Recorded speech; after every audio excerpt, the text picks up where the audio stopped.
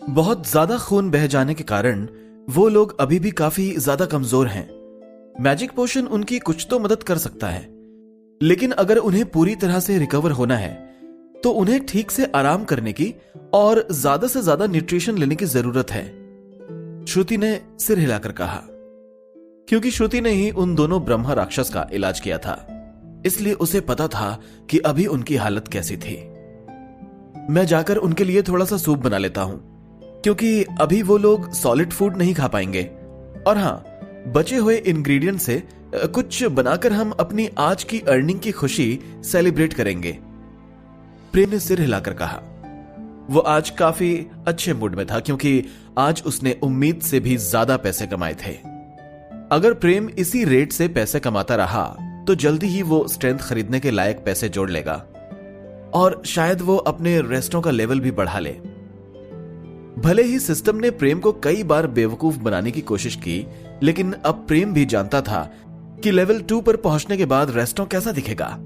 शायद अपग्रेड करने के बाद प्रेम को नई ताकतें मिल सकती थीं। अभी प्रेम का पूरा ध्यान रेस्टों के डिफेंस सिस्टम को अपग्रेड करने पर था। हाल ही में हुई घटनाओं के बाद प्रेम थोड़ा चौकन्ना हो गया था। प्रेम अभी एक ऐसी दुनिया में था जहां बहुत ज्यादा ताकतवर स्पीशीज थी और वो सभी बहुत खतरनाक भी थीं। अगर लेवल 4 का एक नर भेड़िया भी प्रेम के रेस्टों के अंदर आकर उसे और उसकी बेटी को धमकी दे सकता है, तो फ्यूचर में कोई भी ऐसा कर सकता था। इन सभी घटनाओं के बाद प्रेम काफी इनसिक्योर फील करने लगा था, इसलिए उसे रेस्टों को अपग्रेड करने की काफी जल्दी थी। प्रेम को लग रहा था कि अगर उसके रेस्टों का लेवल जल्दी जल्दी बढ़ता जाएगा तो उसका डिफेंस सिस्टम भी बढ़ता चला जाएगा और फिर यह दुनिया का सबसे सिक्योर घर हो जाएगा। अगर प्रेम अपनी रेस्टों के डिफेंस सिस्टम को सबसे हाई लेवल पर पहुंचा देता है, तो अगर उसके साथ कई साल पहले हुई घटना दोबारा भी होगी तो भी प्रेम रिया के साथ रेस्टों में आराम से बैठकर तमाशा देखता रहेगा और उसे कोई हाथ भी नहीं लगा पाएगा। प्रेम से अब बिल्कुल भी इंतजार नहीं हो रहा था। पापा, क्या आज रात मैं सोने के पहले भी खाना खा सकती हूँ? रिया ने पूछा और उसकी आंखों में चमक आ गई। प्रेम हमेशा सोने के पहले रिया को खाना खाने से मना करता था। हां, आज हमारा काफी खास दिन है, इसलिए तुम सोने से पहले भी खाना खा सकती हो। प्रेम ने स्माइल करते हुए सिर हिलाया और फिर श्रुति और यामिनी की तरफ मुड़कर बोला, तुम दोनों भी जाने से पहले हमारे साथ खाना खा सकती हो। क्या सचमुच? यामिनी ने एक्साइटेड होकर कहा। श्रुति को भी यह बात सुनकर काफी खुशी हुई थी। हां, क्यों नहीं। अगर तुम्हें उन ब्रह्मा राक्षसों की चिंता हो रही है तो तुम एक बार जाकर उन्हें देख सकती हो। तब तक मैं खाना बनाता हूं। प्रेम ने सिर हिलाकर कहा और किचन की तरफ चला गया। ठीक है, तो हम जाकर देखते हैं, रिया ने कहा और श्रुति के साथ दरवाजे से बाहर चली गई। सिस्टम, मेरे रेस्टों का नया दरवाजा लगा दो। प्रेम ने जब देखा कि रेस्टों के बाहर अब कोई भी नहीं है तो उसने सिस्टम से कहा, सिस्टम बदतमीज कस्टमर की कोई मदद नहीं करता। सिस्टम ने गुस्से में रिप्लाई किया, अच्छा ऐसी बात है, ठीक है, तो कल मैं एक दिन की छुट्टी लेकर दरवाजा लगवाने का कोई नया जुगाड़ देख लूंगा। मैं तो सोच रहा था कि अगर मेरा ऐसे ही प्रॉफिट होता रहा तो अगले 10 दिन या उसके पहले ही रेस्टोरेंट अपग्रेड कर लूंगा, लेकिन मुझे लगता है कि इन सब चीजों में जल्दबाजी नहीं करनी चाहिए। मुझे ये सब काम धीरे धीरे ही करना चाहिए, प्रेम ने बिल्कुल शांति से कहा। तब तक प्रेम ने फ्रिज में से सब्जियां निकालकर सूप बनाना शुरू कर दिया। प्रेम अपनी पिछली लाइफ की मेमोरीज का यूज करके सूप बनाने की कोशिश कर रहा था। हालांकि इस सूप में भी काफी रेयर इंग्रेडिएंट्स डाले जाने के कारण यह बहुत न्यूट्रिशियस बनने वाला था। काफी सोचने के बाद मैंने ये डिसीजन लिया है कि तुम्हारी पहली गलती थी, इसलिए मैं तुम्हें माफ कर देता हूँ। सिस्टम ने थोड़ी देर चुप रहने के बाद कहा, इस बार तो तुम मुझसे दरवाजा लगाने का पैसा भी ले सकते हो। यह बताओ कि तुम 10 कॉपर के सिक्कों का क्या करोगे, जबकि तुम तो फ्यूचर में और भी ज्यादा पैसे कमा सकते हो। क्यों ना तुम ये छोटी मोटी रकम पर फोकस ना करके बड़ी चीजों पर ध्यान दो, तो ज्यादा अच्छा होगा। प्रेम ने सिस्टम को बीच में ही टोक कर कहा, मैं तुम्हें वार्न करता हूँ कि मुझे बीच में टोकने की हिम्मत दोबारा मत करना। मेरी भी कोई पर्सनालिटी है, मेरी भी कोई डिग्निटी है और मेरी भी कोई रिस्पेक्ट है, सिस्टम ने गुस्से में कहा। प्रेम ने सूप बनाना छोड़कर सिस्टम की बात पर ध्यान दिया और सीधा खड़ा हो गया। चलो, तो मैं तुमसे एक सवाल पूछता हूं, तुम्हारे लिए क्या ज्यादा जरूरी है, 10 कॉपर के सिक्के या तुम्हारी डिग्निटी? प्रेम ने पूछा। सिस्टम काफी देर तक सोचता रहा। 10 कॉपर के सिक्के दरवाजा लगाने की फीस के तौर पर काट लिए गए हैं। लकड़ी का दरवाजा तैयार हो गया है। दरवाजे के 20 सोने के सिक्के काट लिए गए हैं। अब दरवाजा लगाया जा रहा है। पलक झपकते ही सिस्टम ने लगातार 3 नोटिफिकेशंस दिए और दरवाजा लग गया। प्रेम ने सारे नोटिफिकेशंस की तरफ देखा और कुछ बोलने के लिए अपना मुंह खोला, लेकिन फिर वो चुप हो गया। सिस्टम वाकई में काफी बेशर्म था और वो बेशर्मी की सारी हदें पार कर चुका था। आज उसने तो यह भी साबित कर दिया था कि पैसों के आगे वो अपनी डिग्निटी तक नहीं देखता। प्रेम ने काफी सब्जियां मिलाकर सूप बनाया। इस सूप में काफी अच्छे इंग्रेडिएंट्स डाले थे ताकि प्रीति और लवी की रिकवरी ज्यादा से ज्यादा जल्दी हो सके। इसके अलावा प्रेम ने कुछ बटर पनीर मसाला अपने लिए भी बनाया, क्योंकि आज उसने काफी जल्दी डिनर कर लिया था। 4 घंटे लगातार काम करने के कारण प्रेम को भी अब तक भूख लगाई थी। उसे समझ आ गया था कि श्रुति और यामिनी की भी यही हालत हो रही होगी, क्योंकि वो भी लगातार रेस्टोरेंट में काम करती रही थी। इसलिए उसने उन सभी के लिए दोबारा डिनर बनाया था। प्रेम ने डिब्बों में सारी चीजें भर लीं और फिर सोचने लगा, यार डिनर के बाद वाले डिनर में तो काफी अलग अलग चीजें होनी चाहिए। सिस्टम, मुझे कुछ नई रेसिपीज दे दो। प्रेम ने काफी टाइम से डिनर के बाद वाला डिनर नहीं किया था, क्योंकि वो बहुत ही हेल्थ कॉन्शियस था। लेकिन आज उसके लिए काफी खुशी का मौका था, इसलिए वो पेट भरकर खाना चाहता था। जब से प्रेम ने ये रेस्टोरेंट खोला था, तभी से उसने कभी नहीं सोचा था कि आज जैसा भी कोई दिन आ सकता था। रेसिपीज धीरे धीरे खोल दी जाएंगी। प्लीज तुम पक्का दिल बनाकर काम करते रहो, क्योंकि तुम कुकिंग के बादशाह बनने वाले हो। कुकिंग के बादशाह के लिए कोई भी डिश उसके कुकिंग स्किल से बढ़कर नहीं होती। सिस्टम ने रिप्लाई किया, तुम्हें तो बकवास के सिवा और कुछ नहीं आता। प्रेम ने होंठ काटते हुए कहा।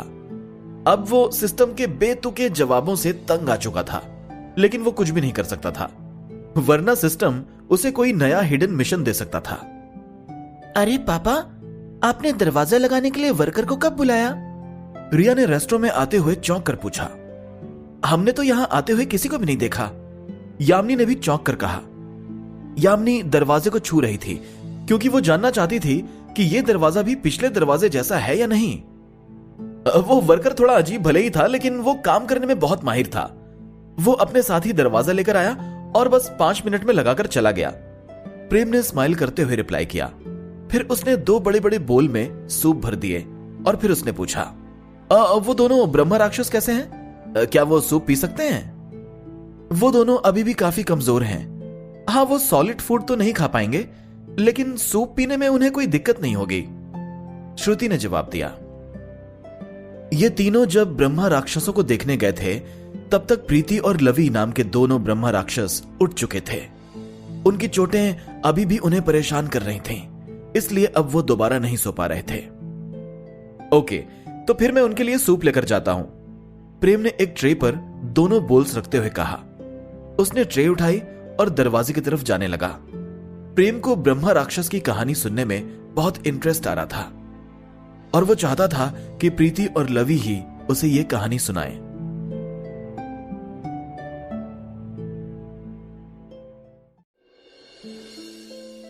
काला पानी जेल में बिल्कुल अंधेरा था। ऐसा लग रहा था जैसे कोई बड़ा सा जानवर अपना मुंह खोलकर लेटा हुआ हो। ये ककाओ गांव के साउथ वेस्ट कॉर्नर में थी। रमन जी, हमारे पास गजेंद्र के सारे मर्डर्स की इंफॉर्मेशन आ गई है। इसने अपना पहला मर्डर 3 साल पहले किया था, जिसमें इसने एग्जामिनर और उसकी फैमिली के 4 लोगों को बुरी तरह मारा था और वहां एक काला क्रॉस छोड़कर आया था। 2 साल पहले ककाओ गांव के एक नाले में एक लाश मिली थी और उसके हाथ पर भी यह क्रॉस बना हुआ था। इसके अलावा एक आदमी को उसके 2 बच्चों के साथ भी ऐसे ही मारा गया था। हर क्राइम सीन के पास यह काला क्रॉस जरूर मिलता था। हल्की रोशनी वाले कमरे में काले कपड़े पहनकर एक आदमी बैठा हुआ था। उसका चेहरा भी काले कपड़े से ढका हुआ था और बस उसकी आंखें ही दिख रही थी। वो रमन की तरफ मुंह करके बैठा था और उसका सिर हल्का झुका हुआ था। हमने गजेंद्र के पास मिले क्रॉस की काफी जांच पड़ताल की। ये बिल्कुल वैसा ही क्रॉस है जैसा क्राइम सीन्स के पास मिलता था। इसका मटेरियल भी बिल्कुल वैसा ही था। गजेंद्र के घर में जाकर हमें पता चला कि वहां ऐसे और भी कई क्रॉस रखे हुए थे। हमें वहां कुछ और सबूत भी मिले। इन सब सबूतों से हम ये कह सकते हैं कि हमें एक पेशेवर कातिल का पता चल गया है, उस आदमी ने कहा। क्या देवेंद्र और गौरव का इस सब से कुछ लेना देना है? उन्होंने मारिया रेस्टो पर हमला क्यों किया था? उनके इरादे क्या थे? रमन ने सिर हिलाकर पूछा। इन दोनों को इन सब हत्याओं के बारे में कुछ भी नहीं पता है, तो इस वक्त हम यही कह सकते हैं कि इनका इन हत्याओं से कोई लेना देना नहीं है। हालांकि देवेंद्र इंडस्ट्री के देवेंद्र जी बहुत सारी कालाबाजारी में शामिल हैं। 2 साल पहले एक आदमी ने इनसे कुछ पैसे लिए थे, तो इन्होंने गजेंद्र को हायर करके उसे बुरी तरह से पिटवाया था, जिससे उसके हाथ पैर काम करना बंद हो गए। इसके बाद देवेंद्र ने उनकी दुकान हड़प ली।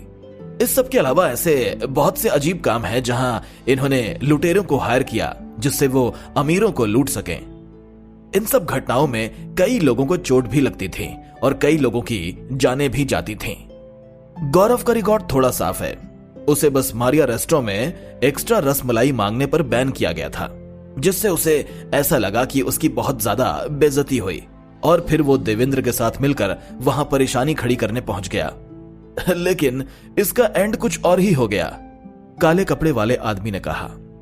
देवेंद्र इंडस्ट्री ने पिछले दिनों में इतने सारे क्राइम किए हैं, तो हमारे देवी मंदिर वालों ने इसके लिए कुछ किया क्यों नहीं, जबकि उन्होंने तो हत्या की है? रमन ने पूछा। इसके लिए काले कपड़े वाला आदमी अब थोड़ा हेजिटेट हो रहा था। मुझे बताओ, रमन ने फिर से ऑर्डर देते हुए कहा। हमारी इन्वेस्टिगेशन के हिसाब से देवेंद्र इंडस्ट्री पर देवी मंदिर में कई रिपोर्ट्स लिखाई गई थी। हालांकि बीच में कुछ कारणों की वजह से इन रिपोर्ट्स पर कभी भी काम नहीं हुआ।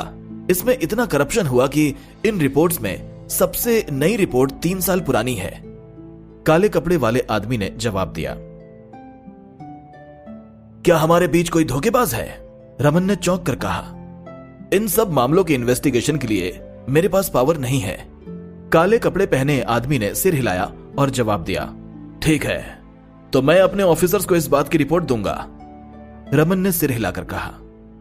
देवी मंदिर में सभी लोगों को उनकी पोस्ट के हिसाब से ही पावर दी जाती थी और बिना अपने ऑफिसर की परमिशन के कोई भी काम किया जाना इम्पॉसिबल था। बहुत सारे नियमों से काम करने वालों के कामों में दिक्कत आती थी, जिससे बहुत सारी इन्वेस्टिगेशंस बीच में ही रुक जाती थीं। हाँ, मैं एक बात और बताना चाहता हूं। देवेंद्र और गौरव को रिहा करने के लिए किसी ने बेल के लिए अप्लाई किया था। इसके अलावा किसी ने इस केस की इंफॉर्मेशन निकालने के लिए भी काफी कोशिश की है। अब आप ये समझ लीजिए कि लेवल 4 की घटना भी अब लोगों के बीच आ चुकी है, उस आदमी ने कहा। इन्हें बाहर निकलवाने की कोशिश आखिर कौन कर रहा है? रमन ने अपनी आईब्रो ऊपर करके पूछा। चैम्बर ऑफ कॉमर्स के लोग हैं, काले कपड़े पहने आदमी ने जवाब दिया। आजकल ये लोग हर चीज में बहुत ज्यादा दखल देने लगे हैं। अब तो वो लोग अपनी औकात भी भूल चुके हैं, रमन ने मुट्ठी बांधकर कहा और दरवाजे की तरफ जाते हुए बोला। जेलर जालिम सिंह से कहना कि रोशन की नजर हमेशा काला पानी जेल पर रहती है। जी, जैसा आप कहें, काले कपड़े पहने आदमी ने काफी इज्जत से जवाब दिया। काले महल के ऊपर रोशनी चमक रही थी। ऐसा लग रहा था जैसे आसमान के सितारे दीवारों पर लगे हों। इसके ठीक बीच में एक चबूतरा बना था। एक बौनी इसके ठीक बीचों बीच खड़ी थी, जिसने नीले रंग की ड्रेस पहनी हुई थी। वो अपने हाथ में छड़ी पकड़े हुई थी। उसकी छड़ी से एक नीले रंग की रोशनी निकली और वो आसमान में सितारों पर पड़ने लगी, जिससे उनकी रोशनी और भी अच्छी दिखने लगी। वो बौनी औरत दिखने में काफी सिंपल थी। सितारों की तरफ देखते हुए उसका चेहरा बिल्कुल एक्सप्रेशनलेस था। उसे देखकर ऐसा लग रहा था जैसे कोई अपने बोए हुए बीजों का निरीक्षण कर रहा हो। हालांकि इन सब से दूर एक बड़ा सा सितारा ऊपर की तरफ उठ रहा था। यह सबसे बड़े सितारे जितना चमकदार नहीं था, लेकिन उसके चारों तरफ के सितारे से सबसे ज्यादा चमकीला था। इस चबूतरे के पास झुकी हुई एक बूढ़ी औरत खड़ी हुई थी और वो गुस्से में थी। रानी हर्षिता, वो कमबख्त इशिता आपके चुने गए फ्यूचर पर धब्बा लगा रही है। उसकी सजा तो मौत होनी चाहिए। ऐसा लगता है जैसे उसे भगवान ने नीचे फेंक दिया हो और वो अब बिल्कुल इंसानों जैसी हो गई है। उसने एक हाफ ब्लड को जन्म भी दिया है। इस सब के बाद भी वो इतनी घमंडी कैसे हो सकती है? उस औरत ने तीखी आवाज में कहा। चुप रहो, तुम राजकुमारी की बेइज्जती नहीं कर सकती। चबूतरे पर खड़ी बॉनी ने कहा। तभी कपड़े की एक काली पट्टी उड़कर झुकी हुई बूढ़ी औरत के चेहरे पर पड़ी, जिससे एक बहुत ही तेज आवाज आई। झुकी हुई बूढ़ी औरत पीछे की तरफ उड़ गई और नीचे गिरने के बाद बड़ी मुश्किल से खुद को संभाल पाई। बहुत ताकत लगाने के बाद उसने खुद को एक खंबे के सहारे खड़ा किया। उसका आधा चेहरा सूज गया था। वो डर कर हर्षिता की तरफ देखने लगी। रानी हर्षिता, क्या मैंने कुछ गलत कहा? अगर हमारे पूर्वज इस सब के बारे में सुनते तो उन्हें कैसा लगता? आप ही सोचिए। आप ही बताइए कि वो हमारी राजकुमारी बनने लायक है या नहीं। उस औरत ने थरथराती हुई आवाज में कहा। तुम ठीक कह रही हो। इशिता ने बहुत सी चीजें ऐसी की हैं जिससे पूरी बॉनी जाति का सिर शर्म से झुक गया है। उसे इंसानों के साथ ही मरने के लिए छोड़ दिया जाना चाहिए, हर्षिता ने हेतल की तरफ मुड़कर कहा। तभी एक और कपड़े की काली पट्टी हेतल की तरफ गई और उसको गर्दन से पकड़कर हर्षिता के सामने लाई। हेतल अपने हाथ से पट्टी को पकड़े हुई थी। हर्षिता ने उससे कहा, लेकिन अगर तुम्हारी बातें बाहर फैल गईं, तो इससे सारी बॉनी जाति की इज्जत मिट्टी में मिल जाएगी। पूरे राज्य में सब हमारे नाम पर थूकेंगे। बस कुछ ही लोगों को अभी तक इस बारे में पता है और हमें इसे ऐसे ही रखना चाहिए। तुम ये बात किसी और को नहीं बताओगे, या फिर मैं तुम्हें अभी मार दूं ताकि तुम किसी और को बता ही ना पाओ।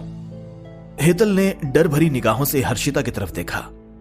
जैसे जैसे पट्टी उसके गले में कसती जा रही थी, उसे अपनी मौत महसूस हो रही थी। उसे ये सब कुछ उसी रानी हर्षिता से सुनने को मिल रहा था जिसकी वो सालों से सेवा कर रही थी।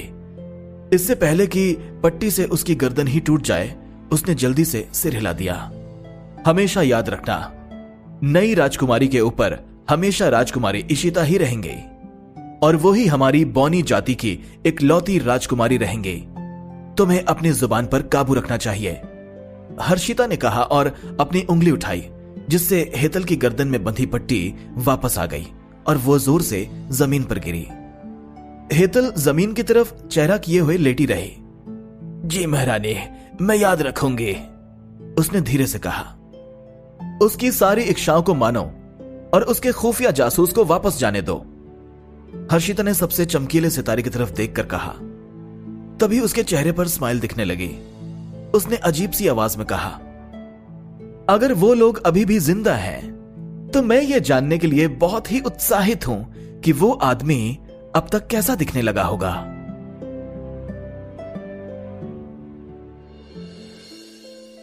एक बिल्ली और एक भालू के बच्चे के बारे में रिया का सवाल सुनकर प्रेम का दिमाग झनझना गया।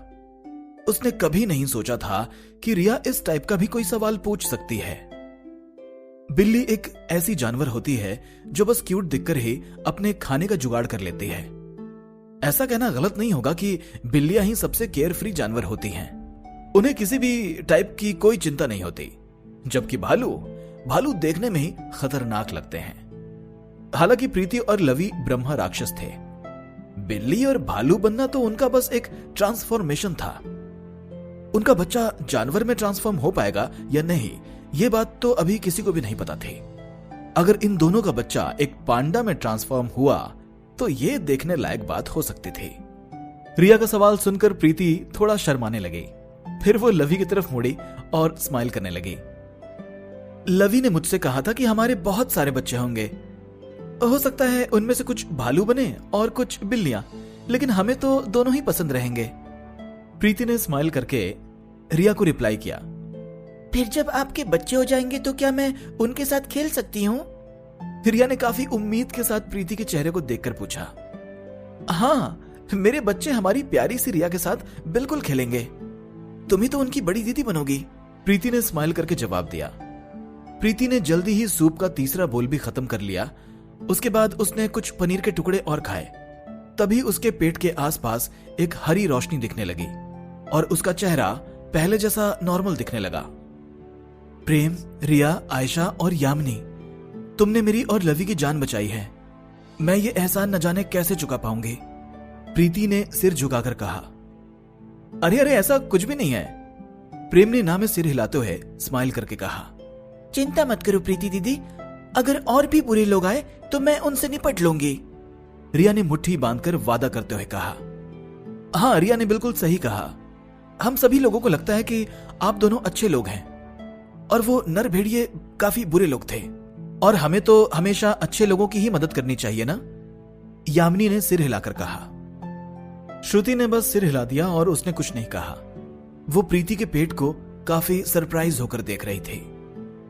जब श्रुति प्रीति का इलाज कर रही थी तब उसने प्रीति की बॉडी में कोई ऐसी चीज देखी थी जिसने उसका लाइफ मैजिक सोख लिया था, और वो चीज लाइफ मैजिक से बिल्कुल अलग थी, लेकिन उसमें कोई तो खास बात थी जिसके कारण प्रीति की बॉडी इतनी तेजी से रिकवर हो पा रही थी। वरना प्रीति की चोटें इतनी गहरी थीं कि वो महीनों तक भी ठीक नहीं हो सकती थीं।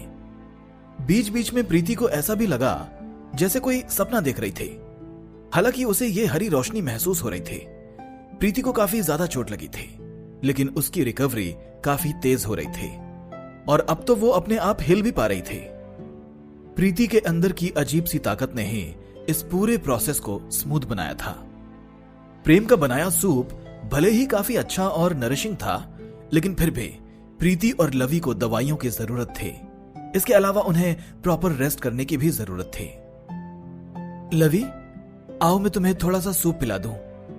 तुम्हें ज्यादा से ज्यादा सूप पीना होगा ताकि तुम जल्दी ठीक हो जाओ, प्रीति ने सूप का बोल लवी की तरफ ले जाते हुए कहा। प्रीति अब पूरी तरह से रिकवर होने के बहुत करीब थे। यह देखकर लवी को काफी राहत महसूस हो रही थी। ये सूप भी तुम ही पी लो, मुझे तुम्हें सूप पीता हुआ देखकर काफी अच्छा लग रहा है, लवी ने ना में सिर हिलाते हुए स्माइल करके कहा। नहीं, अगर तुम सूप नहीं पियोगे तो मैं भी नहीं पीऊंगी, प्रीति ने मुंह बनाकर कहा। उसने एक चम्मच सूप भरकर उसे फूंका और फिर लवी के पास ले गई। तुम सूप पियो और मैं पनीर खाऊंगी, ऐसा करके हम पूरा खाना खत्म कर लेंगे, प्रीति ने स्माइल करते हुए कहा। चलो अब चलकर खाना खाएं, वरना इन्हें देख देख कर ही हमारा पेट भर जाएगा। प्रेम ने रिया को गोद में उठाया और दरवाजे की तरफ चला गया। यामिनी और श्रुति भी चुपचाप प्रेम के पीछे चलने लगी। दोनों ब्रह्मा राक्षसों ने मौत को पीछे छोड़ दिया था और अब उन्हें थोड़ा समय साथ में बिताने का मन था। लवी प्रीति की आंखों में देख रहा था और उसने अपने हाथ से प्रीति का चेहरा थामा हुआ था। प्रीति, मैं तो बिल्कुल नकारा हूं, मैं तो तुम्हें बचा भी नहीं पाया, लवी ने अफसोस जताते हुए कहा। तुमसे यह किसने कहा? तुम तो मेरे हीरो हो। इस दुनिया में तुमसे अच्छा और कोई नहीं है, और तुमसे ज्यादा प्यार करने वाला भी मेरे पास कोई नहीं है, प्रीति ने स्माइल करके जवाब दिया। प्रीति और लवी एक दूसरे से बहुत सच्चा प्यार करते थे और वो एक दूसरे के लिए अपनी जान भी दांव पर लगाने को तैयार रहते थे। वसीम को डिनर के लिए बुलाने के बाद जब सभी खाना खाकर फ्री हो गए तो श्रुति ने अपने जादू से सारे बर्तन साफ कर दिए और यामिनी के साथ चली गई। उन दोनों का आज का दिन काफी बिजी रहा था। उनके चले जाने के बाद प्रेम ने दरवाजा लगा दिया और खिड़कियां भी बंद कर दी। रिया अगली डकलिंग के साथ रेस्टोरेंट में चक्कर लगा रही थी। प्रेम भी स्माइल करके उनकी तरफ देख रहा था। अब उसे सीढ़ियों से ऊपर जाकर सोने की कोई भी जल्दी नहीं थी, बल्कि वो तो एक कुर्सी पर बैठकर रिया और अगली डकलिंग को देख रहा था। अगली डकलिंग ने मदद मांगते हुए कहा, आज रात को उसने थोड़ा सा ही खाना खाया था, लेकिन अभी उसे रेस्टोरेंट के 10 चक्कर लगाने थे। प्रेम ने अगली डकलिंग को इग्नोर कर दिया और रिया की तरफ देखने लगा। रिया अगली डकलिंग के पीछे पीछे दौड़ रही थी। जब भी रिया खुश होकर खेलती थी तो प्रेम को काफी अच्छा लगता था। 10 चक्कर लगाने के बाद रिया ने अगली डकलिंग को गोदी में उठा लिया और उसके सिर पर हाथ फेरने लगी। तुम काफी अच्छी बिल्ली हो, तुमने आज के 10 चक्कर तो लगा लिए, अब कल भी ऐसा ही करना। रिया की बात सुनकर अगली डकलिंग रिया की गोदी में ही बेहोश हो गई। चलो अब ऊपर चलें, सोने का समय हो गया है। कल तुम्हें मास्टर वसीम के यहाँ जाना है। तुम्हारी पढ़ाई सुबह 7:30 बजे चालू हो जाएगी, इसलिए तुम्हें अब सोना चाहिए, प्रेम ने कहा। उसने रेस्टोरेंट की लाइट्स बंद कर दी और रिया को गोदी में उठाकर सीढ़ियों से ऊपर चला गया। रिया ने अपने दांत अच्छे से साफ किए और प्रेम की तरफ मुड़कर देखने लगी। पापा, वो प्रिंसिपल तो बहुत पावरफुल थे, क्या मैं भी उनके जितनी पावरफुल बन जाऊंगी? रिया ने पूछा। हाँ बिल्कुल, अगर तुम अपने मास्टर्स के अंडर काफी अच्छे से पढ़ाई करती रहोगे तो एक दिन तुम प्रिंसिपल नवीन से भी अच्छी मैजिशियन बन जाओगे, प्रेम ने सिर हिलाकर स्माइल करते हुए कहा।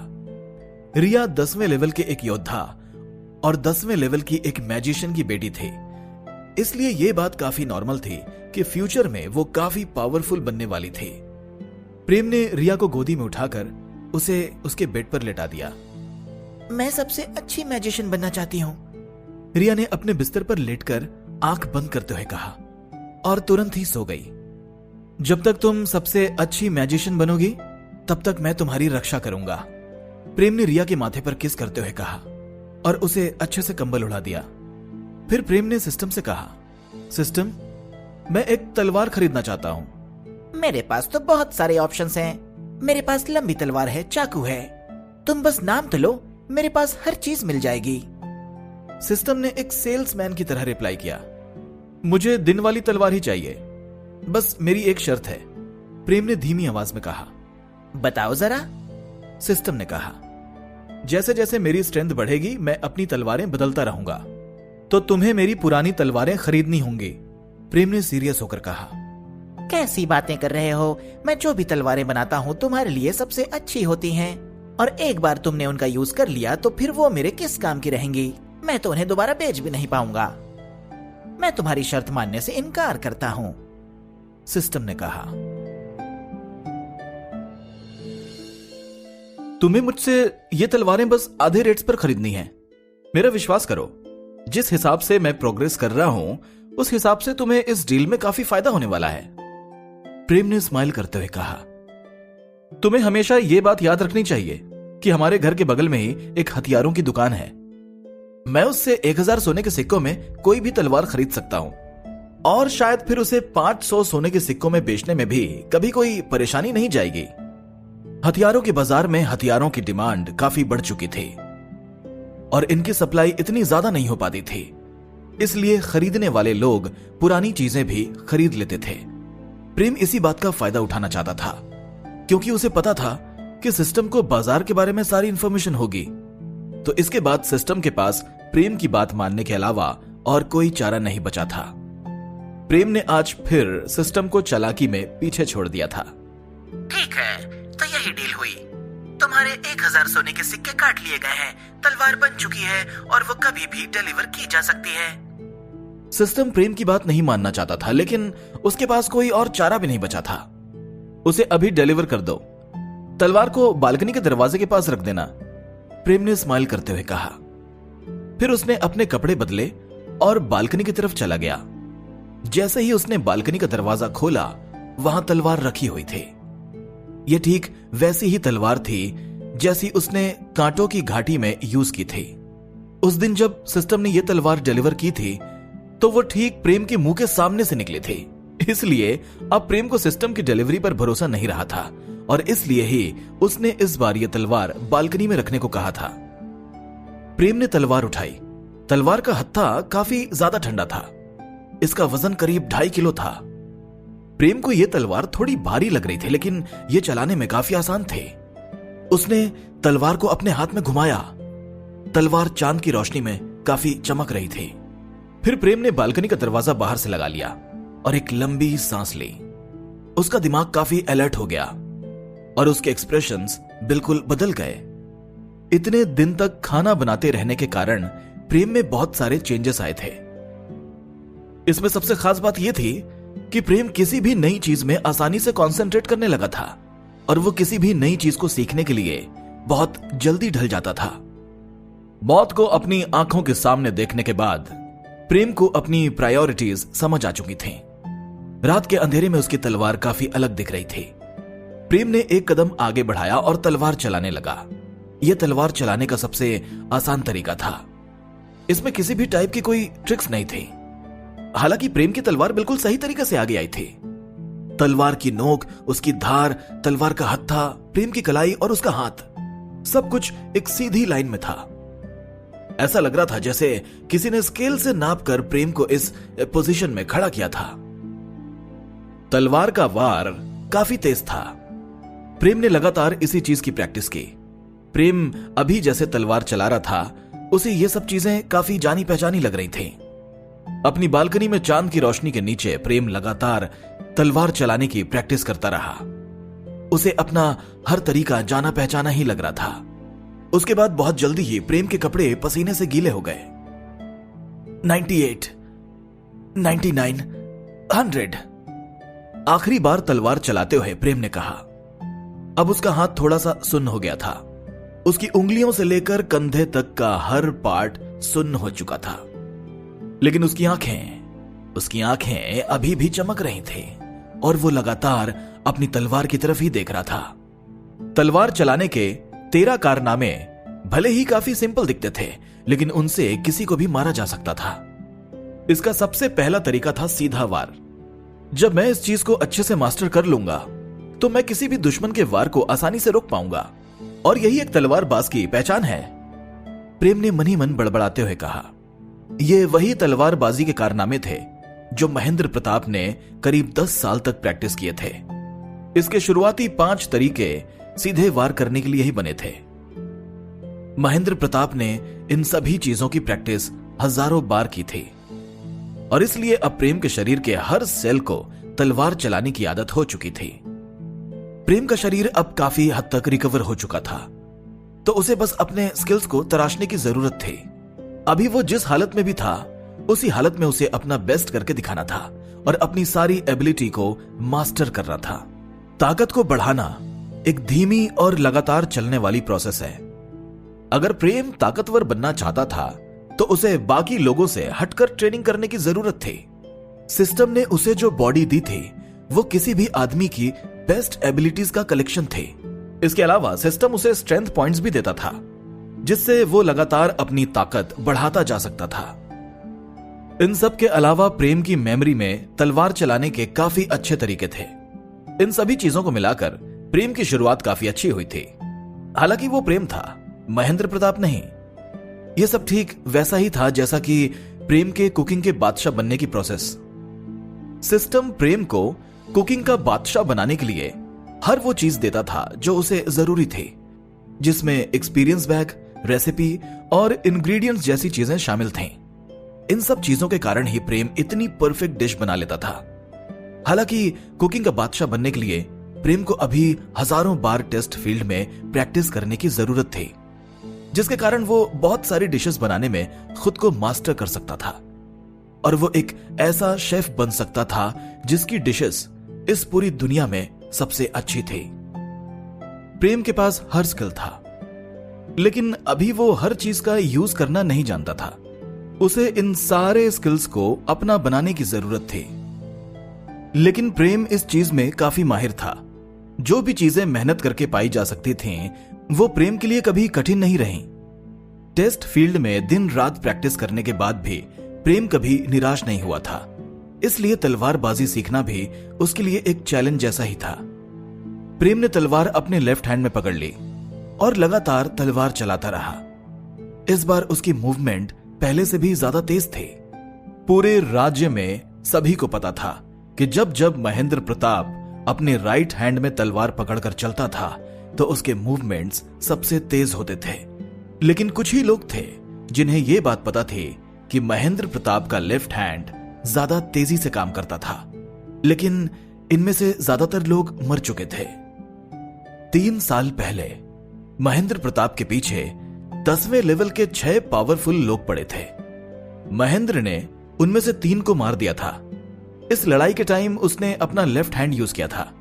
प्रेम लगातार तलवार चलाता रहा, लेकिन उसे पता था कि जब तक वो 5वें लेवल पर नहीं आ जाता तब तक वो तलवारबाजी के सारे तरीके ट्राई नहीं कर सकता था। अंदर की ताकत और बाहर उसका आउटपुट, इन दोनों चीजों में काफी फर्क होता था। लेकिन अगर इंसान अपने अंदर की ताकत को पहचान ले तो उसका बाहरी आउटपुट भी इतना ही हो सकता था। इंसान इस दुनिया की सारी स्पीशीज में सबसे कमजोर थे, लेकिन उन्होंने कड़ी मेहनत से खुद को इस काबिल बनाया कि वो इस राज्य पर राज कर पाए। इस बात का राज अंदर की ताकत में ही छुपा हुआ था, और इंसानों ने अपने अंदर की ताकत बाहर निकालने के तरीके ढूंढ लिए थे। बहुत से इंसान दानवों और राक्षसों से भी ज्यादा पावरफुल हो चुके थे। अंदर की ताकत पहचानने के बाद इंसान कुछ भी कर सकता था। 5वें लेवल पर पहुंचने के बाद इंसान के अंदर लड़ाई करने के अलग अलग तरीके पैदा हो जाते थे। हालांकि इस लेवल में वो बहुत दूर तक चाकू भी फेंक कर नहीं मार सकते थे, लेकिन थोड़ी दूरी तक ऐसा कर पाना पॉसिबल था। महेंद्र प्रताप जब अपने 10वें लेवल पर पहुंच चुका था तब उसने 12 मीटर तक तलवार फेंक कर मारी थी, जिससे एक राक्षस एक ही बार में ढेर हो गया था। अपनी तलवार से एक फायर बॉल को कैसे रोका जा सकता है, यह सोचकर प्रेम काफी एक्साइटेड फील करने लगा। यह दुनिया बस तलवार और जादू के दम पर ही टिकी थी। प्रेम के पास अभी इतनी ताकत नहीं थी कि वो अपने अंदर की एनर्जी को जगा सके, इसलिए तलवार फेंकने के बारे में सोचने से भी कोई फायदा नहीं था। जैसे जैसे उसकी स्ट्रेंथ बढ़ती जाएगी, उसके अंदर की एनर्जी भी बढ़ती चली जाएगी। इसी अंदर की एनर्जी के दम पर इंसान कुछ भी करने के काबिल होता है। महेंद्र प्रताप की लड़ाइयों में उसका घोड़ा भी काफी ज्यादा सपोर्ट करता था।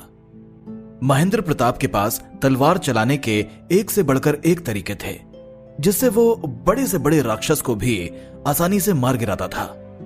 महेंद्र प्रताप ने एक बड़े से राक्षस को सिर्फ एक हाथ से ही लड़ते हुए हराया था।